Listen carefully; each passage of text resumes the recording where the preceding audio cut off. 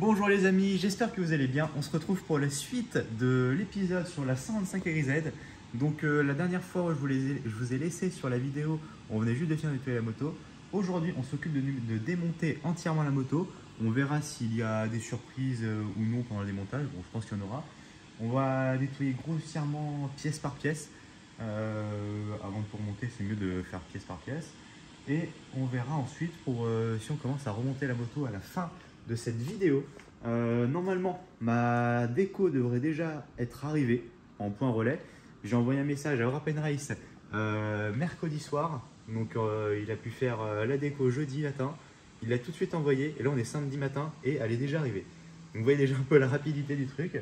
Donc j'espère que tout va s'enchaîner assez rapidement comme ça.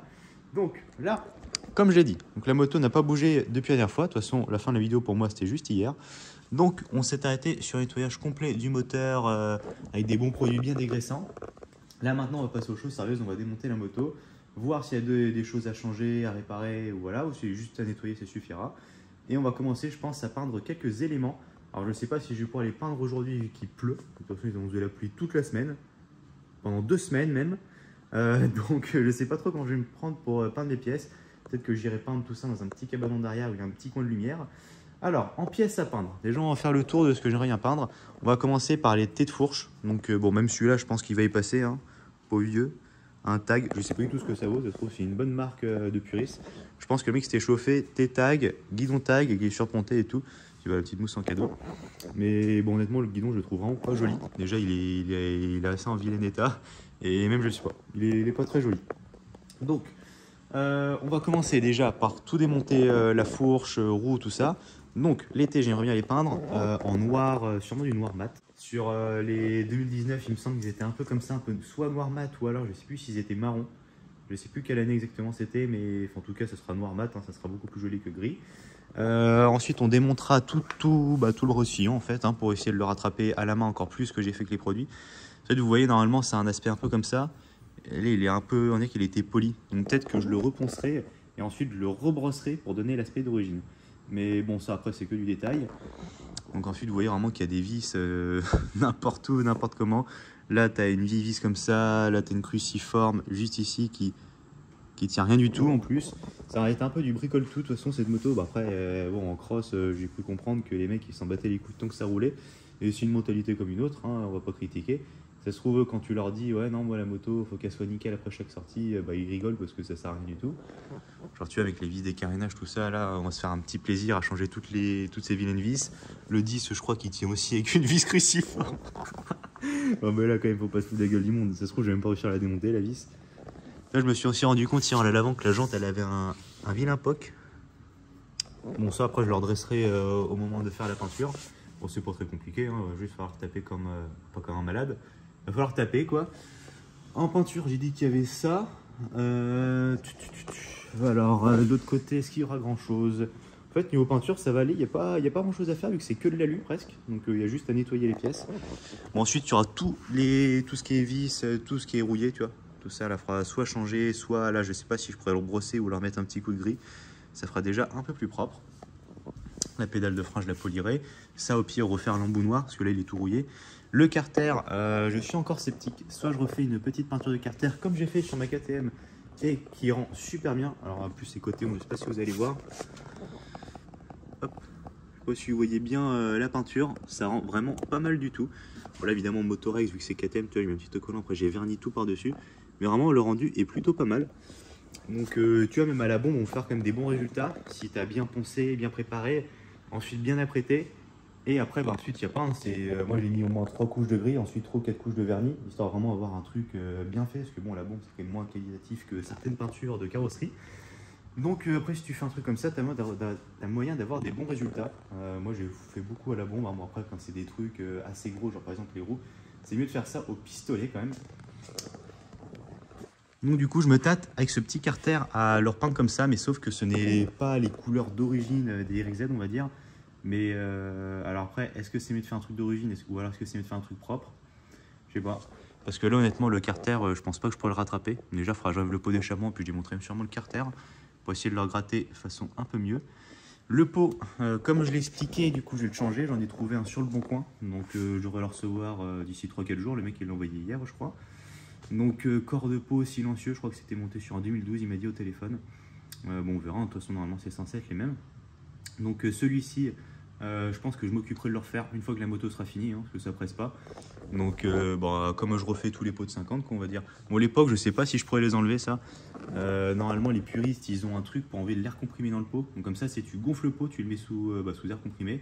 Et ensuite, tu chauffes au chalumeau là où il y a des pocs et pouf, ça revient. Mais je sais pas si je me ferais chier à faire ça. Je vais déjà, je pense, tout le poncer, bien le polir. Au pire, pourquoi pas refaire 2-3 soudures au chalumeau. Histoire qu'il présente bien. Le silencieux, pareil, on fera peut-être un bout de laine de roche. Puis bah, leur monter un peu mieux, parce que tu vois, il y a tout qui bouge. Donc bah, je pense que je nettoierai tout ça après pour les vendre. Ou si jamais ça intéresse quelqu'un, la ligne complète Bud pour 105 RZ.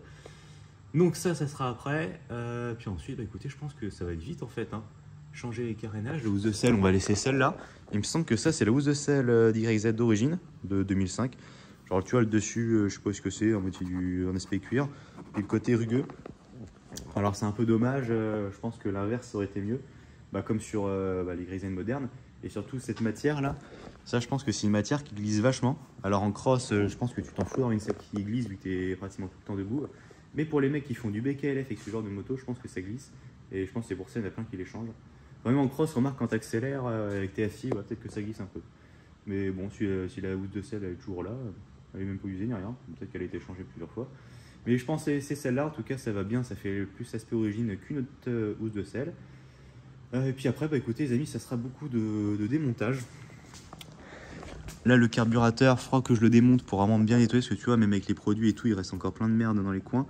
Là, les durites, je suis obligé de vous montrer. Là, vous n'allez pas me croire. Ça, les gars, là. Ça vaut de l'or. Regarde. Regarde. Regarde. Ah oui, ça vaut de l'or, ça. Et ça, je vous dirai pas où je les ai trouvés. Non, mais par contre, oui, sans déconner, mettre ces petites durites roses, c'est ce que j'adore faire sur chaque moto. J'ai fait ça aussi sur ma KTM. Dès que tu remets des durites de carburateur rose, la moto, elle est neuve. Ça, c'est vraiment le détail. Je sais plus si j'ai dit le ressort, du coup, on le fera en gris, bah, comme d'origine. Là, il est encore gris, mais vu qu'il est un peu rouillé, un peu piqué, c'est pas ouf. Je pense en fait tout a été repeint, mais mal peint, et après ensuite mal entretenu, donc ça a un peu tout niqué. Bon, déjà, je vais commencer par nettoyer par démonter la moto, regarder l'état du filtre air et la boîte à air, genre voir déjà si ça a été fait ou non. Je pense que pendant que j'y suis, si je commande 3-4 pièces, parce que j'aimerais bien changer les protèges-fourches, vu que je les ai pas avec mon kit de carénage, changer ces vieux protèges radiateurs là qui sont vraiment vilains. Radiateur, putain, c'est pas, il faudra vraiment y faire un truc, parce que mon petit gars, celui-là, il a rempli cher le radiateur. Wow. D'ailleurs, je pense que c'est pour ça que c'est même pas vissé, parce que ça tombe plus en face. Bon, il y aura un peu de bricolage à faire, mais du coup, voir dans quel état c'est. Bon, bah écoutez, les amis, je sais pas si je vous fais un accéléré du démontage, hein. Après, c'est vraiment 3-4 vis à enlever. Je vais le reprendre tout à l'heure quand la moto sera démontée et voir ce qu'il y a à nettoyer. Voilà, c'est parti, moi je commence à démonter. Bon, du coup, j'ai juste enlevé la selle et en fait, je vois qu'il y a une housse de selle en dessous. Donc, je sais pas du tout ce que ça pourrait être comme housse. Je sais pas si j'enlève celle qui est au-dessus, parce que bon, elle est quand même propre et j'ai pas d'autre agrafe. Donc, je sais pas si je vais prendre le temps d'enlever celle-là pour voir la selle qui est en dessous. Et je viens de voir aussi qu'il y a un petit compteur d'heure. Donc, on va regarder combien la moto a d'heures. La moto a 2 heures. Voilà, à vendre 125 RZ, 2 heures, sortie de concession, 2023, à peine rodé. Non mais par contre, je sais pas, il doit pas y brancher le compteur d'heure. Je voulais en mettre un compteur d'heure, je me suis dit, pour la vente, j'en mettrai un, parce que si jamais je la roule un peu, la moto, tu vois, je lui mets, on va dire, 10-15 heures. Bah voilà, quoi, histoire de voir que quand la moto est entretenue. Parce que tu vois, il m'en restait un en stock, un petit 20. Mais bon, s'il y en avait déjà un sur la moto, peut-être que je rebrancherai tout simplement celui-ci. Ouais, bon, de toute façon, sous la selle, je pense c'est mieux. Souvent, les grisettes, ils sont sur le cadre pour qu'on le voit direct. Là, au moins, ça fait enlever la selle. Ouais, bon. Bon, ça, c'est qu'un détail. En tout cas, le filtre air a l'air plutôt propre. On voit qu'il a été graissé souvent, parce que tu vois, il y a encore de la graisse bleue. Donc, je pense que c'est plutôt propre. On va quand même regarder l'état de la boîte à air et tout. Évidemment, nettoyer, mais ça paraît logique. Ok, bon, bah, je continue à monter. Je vais aussi voir qu'il manquait le petit truc là pour tenir le réservoir. Normalement, une petite languette à caoutchouc. C'est pour que ça se soulève. Bon, après, c'est pas embêtant. Il est déjà tenu avec les vis que vous voyez juste là. Donc bon, le réservoir il craint pas de partir, mais bon, il manque ça. Je sais pas si jamais j'en trouve un, je le remettrai, mais bon, sinon c'est pas grave. Alors quand je vous disais que c'était un peu une moto qui avait été bricolée, bah tu vois, genre ça va être que des trucs comme ça. Genre tu vois, t'as vraiment l'insert du réservoir qui tourne aussi. Donc bon, bah, je vais essayer de le tenir pour essayer d'enlever la vis, mais je pense que tu vois, c'est plein de trucs comme ça. Après, c'est risque hein, sur les vieilles motos, bon, bah c'est comme ça. En tout cas, on peut voir que la personne à qui j'ai acheté la moto n'était pas du tout rapia, puisqu'il y avait pratiquement le plein dans le réservoir. Du coup, je le vide parce que vu que je veux le nettoyer, je vais tourner dans tous les sens. Si tu veux, j'ai pas réussi à enlever ça, là, il faudra que je fasse un peu plus tard. Donc autant que je le vide pour qu'il soit plus léger pour le tourner dans tous les sens. Et c'est rare d'acheter une moto avec le plein. En général, les gens préfèrent vider d'abord le réservoir. Bon là les amis, du coup j'ai fini d'enlever mon pot d'échappement parce que je voulais voir quand même l'état du piston et du cylindre. Donc je vais vous montrer ça tout de suite, c'est plutôt correct, je vous mets le flash. Hop, vous avez mis avec le flash. Donc là, hop, on voit le piston, c'est plutôt pas mal. Le cylindre, on l'aperçoit un petit peu aussi, ça a l'air d'aller.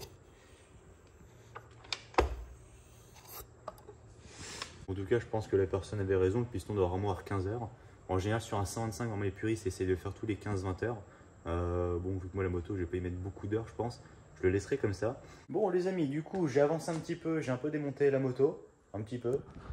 Honnêtement, je pensais pas que je démonterais autant, mais en fait, si. Du coup, maintenant, j'hésite en fait à sortir le moteur, puis bah, les radiateurs et tout, parce que je vais sûrement démonter le brossillon pour le nettoyer. Bon, en fait, il ne restera plus rien vraiment à part les radiateurs et le moteur, donc peut-être autant que j'enlève le radiateur. Vu que j'avais prévu de repeindre de toute façon le carter d'embrayage, n'importe comment il a fallu que je vidange l'eau. Donc bah, peut-être quand même je vais vraiment tout démonter. Genre je pensais pas que je mettrais le cadre à nu, mais ça se trouve je vais vraiment juste mettre le cadre à nu, comme ça je pourrais vraiment le nettoyer proprement, peut-être même dehors, je sais pas, je verrai comment je ferai. Autant faire les choses bien, je me dis. Après voilà, je suis pas genre à 2 jours près la moto, j'ai pas hâte de m'en servir, parce que je pense pas que je m'en servirai plus que ça. Je sais pas, j'hésite encore. En tout cas, là, ça fait pas mal de merdier. Maintenant, il y en a partout, là. Donc, il va falloir ranger ça, ça va être un peu moins drôle. Entre-temps, j'ai reçu mon kit déco. Et oui, les amis, dites-vous que j'ai envoyé un message à Wrap & Race jeudi. Et alors que je vous tourne cette vidéo, on est samedi. Je l'ai reçu ce midi, kit déco. Genre, je pense qu'une rapidité, on ne peut pas faire mieux. Hop, on est donc sur un kit déco de 2019. Alors, comme mon 85 YZ, du coup. Moi, je trouve que 2019, c'est vraiment le plus bel des années. Avec vraiment le gros YZ comme ça. Je trouve que c'est vraiment sympa. Donc, comme d'hab, Wrap & Race. Bon, je le présente plus maintenant, à chaque fois je le présente, mais voilà, comme d'hab, hein, je vous mettrai un petit extrait de son site. Vous pouvez commander directement vos kits déco d'origine pour votre moto.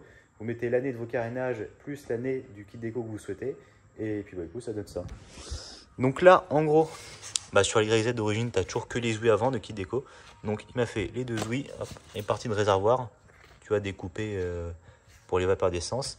Et en plus de ça, comme d'habitude dans le kit origine, tu as toujours les petites étiquettes, tu vois le truc d'amortisseur, le truc de la bavette et tout. Donc ça c'est vraiment top. Donc niveau rapidité, niveau qualité, il y a pas mieux, hein, on va pas se mentir. Donc là je mettrai ça quand le moment sera venu de mettre les carénages. Pour l'instant ça ne sera pas tout de suite.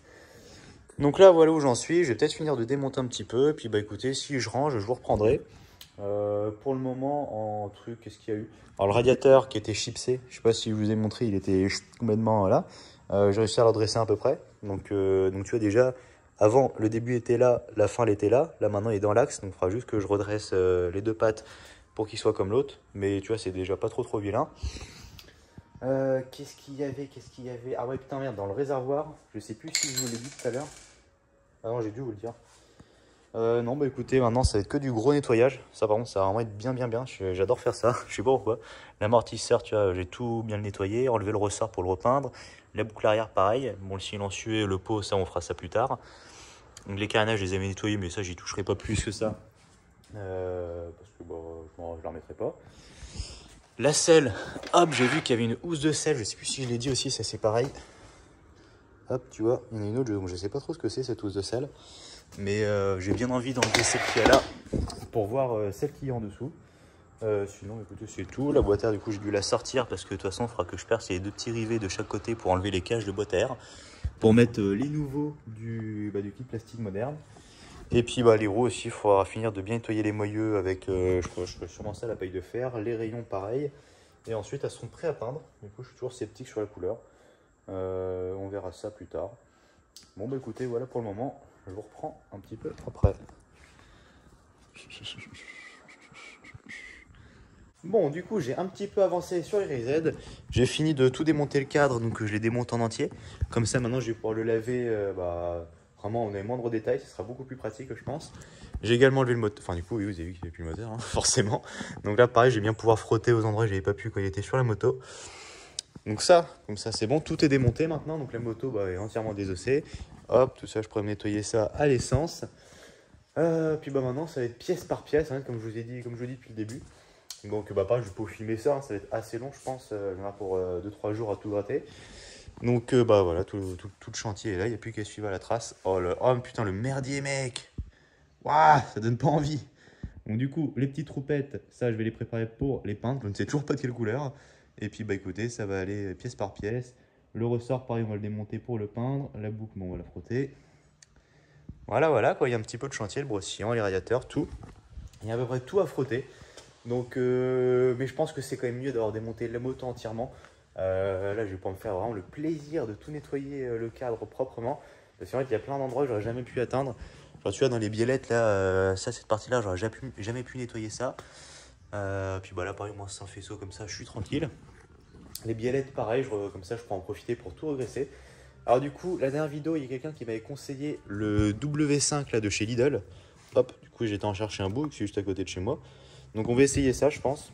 On va voir ce que ça vaut, si ça dégraisse vraiment bien. Sinon, je réutiliserai le produit que j'ai utilisé la première fois. Donc déjà, pour commencer, pour enlever toute la terre, là, je vais y aller avec des brosses. Les brosses bien dures. Et ensuite, pour les finitions, pour l'alu, tout ça, j'essaierai peut-être avec de la paille de fer. Mais j'avais peur que ça le polisse un peu trop, le cadre. Sinon, je referai avec du scotch-brite comme la dernière fois. Donc là, tu vois, je vais y aller avec ça, comme brosse. Ça, c'est bien, ça passe partout. Sinon, tu vois, celle-là, là, avec le manche, c'est encore mieux.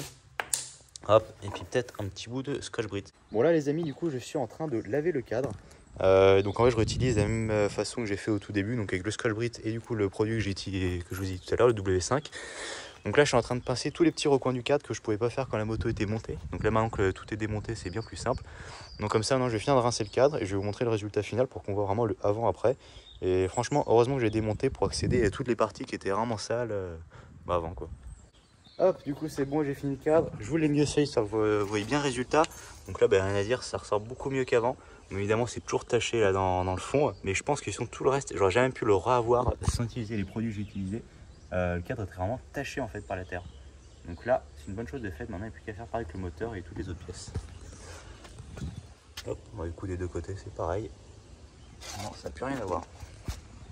Bon, du coup, entre temps, les amis, j'ai reçu mon petit pot d'échappement. J'avais commandé un pot d'origine sur le bon coin. Du coup, j'ai été chercher ça. J'ai bientôt reçu, nickel. Donc, le vendeur m'a dit que le pot était neuf. Bah, écoutez, il n'avait pas menti. Vraiment, le pot est tout neuf. Ça, c'est plutôt un bon point. Bon, de toute façon, après, je ne cherchais pas absolument un pont neuf, hein, mais bon, toutes les petites écritures et tout. Osef. Je cherchais pas forcément un pot neuf, mais bon, vu qu'il y est, on va pas se plaindre. Silencieux, bon, il est pas très joli, mais bon, apparemment, ça se trouve, c'est neuf. Donc, ça, bon, il mettra un petit coup de propre, hein, pareil. Ça, il fera pas de mal.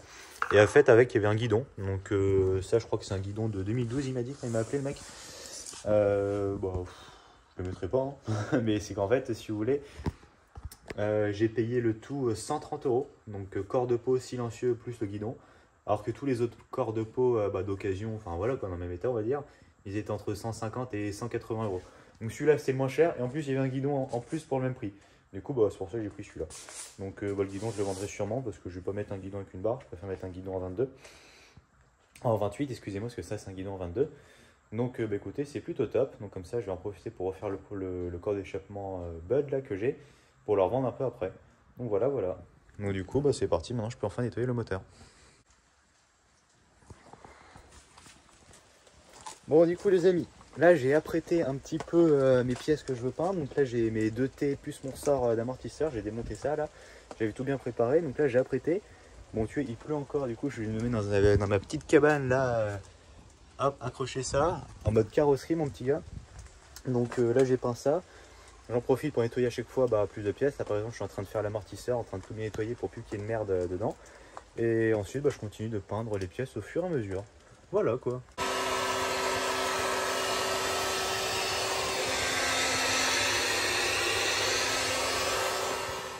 Bon, du coup, j'avance gentiment sur une petite peinture. Là, je viens de remonter mon petit amortisseur. Alors là les gars, il n'y a pas photo. Ça n'a plus rien à voir avant. Le amortisseur est vraiment qu'il est presque neuf. Bon, évidemment, j'exagère. Je me suis déjà fait mon petit tuning histoire de mettre mon petite étiquette de mes autocollants d'origine. Là les gars, ça rend nickel. La peinture du ressort, putain, c'est presque la même que celle d'origine. C'est un truc de malade. Je suis vraiment bien tombé. Poser ça gentiment, histoire de parier ma peinture toute neuve de mon beau ressort. Hop, mettez, là ils sont en train de sécher. Donc du coup, noir mat, hein, comme j'avais dit pour je sais plus quelle année. Et là du coup, je suis en train de refaire mon petit carter. Le carter, enfin le couvre embrayage comme vous voulez, plus le petit carter de pompe à eau. C'est un gris qui ressemble pas mal au gris d'origine des carters. Donc on va voir ce que ça donne une fois peint. Voilà. Du coup, j'ai pu remonter mon petit carter, mon couvre pompe à eau. J'ai poli toutes mes petites vis. Comme ça m'a fait un petit tuning sympa. Ça a pas mal revenu, ça a pas mal rattrapé les vis. Donc là, maintenant, il me reste pareil à faire de ce côté-là. Je vais repolir toutes les vis d'allumage. Comme ça m'évite de les changer, de soit pas mettre des vis d'origine, soit en racheter, mais qui coûtent hyper cher. Pour les polir, je sais plus si je vous avais montré. Je mets la vis dans la perceuse. Hop, une pâte à polir sur la paille de fer. Ensuite, tu dans un chiffon. Et puis la vis, elle ressort toute clinquante. Donc voilà où j'en suis. Donc le moteur, il va être prêt. Maintenant, j'ai juste à polir 2-3 vis. Là, je m'étais attaqué au réservoir. J'avais commencé à tout enlever la colle de l'ancien kit déco. Il faudra que je m'occupe de l'insert. Et écoutez les amis, maintenant, ça va être que de la pièce à nettoyer. Je vous ai montré vite fait 2-3 bricoles. Je pense que ça va être tout pour cette vidéo. Maintenant, on se retrouve dans la prochaine vidéo. Et je pense que ce sera le remontage de la moto finale. Hein. Et ensuite, on ira se faire un petit test. Donc écoutez, c'est tout pour cette vidéo. Merci de l'avoir regardé. N'oubliez pas de vous abonner et de mettre un commentaire sur ce que vous pensez de cette moto. Ou si vous voulez dire un truc, quoi que ce soit, peu importe, mettez un petit commentaire. Sur ce, à la prochaine vidéo. Merci.